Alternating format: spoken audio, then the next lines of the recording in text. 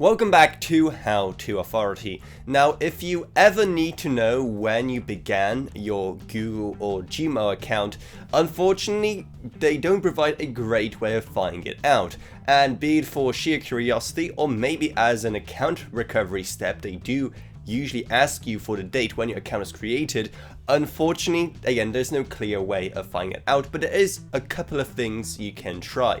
By far the easiest is by seeing exactly when you got your welcome to Gmail email on your Gmail account. And the way you do that is very simple. First, just log into Gmail, and that can be either in a web browser or on your phone. And then here in the top right, make sure to sort your mail by oldest, giving you some of the very first emails you've ever received on that account.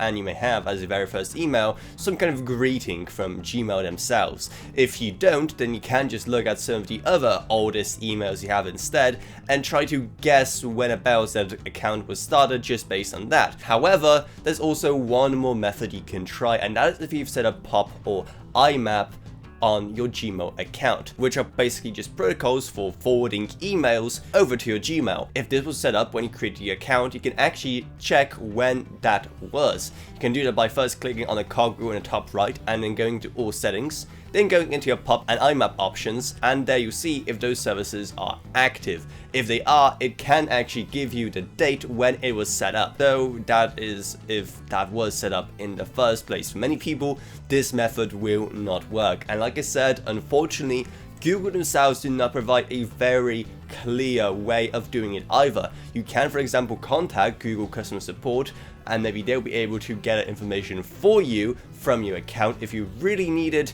but again, most of the time you really won't, and it's just more for curiosity more than anything. So here's hoping that in the near future we will get some better methods from Google themselves on how to actually check that creation date, because you never know where kind of info will come in helpful. Hopefully some of the steps that you can do here have at least helped you out. If they did, make sure to subscribe to How to Authority for more like this in the future.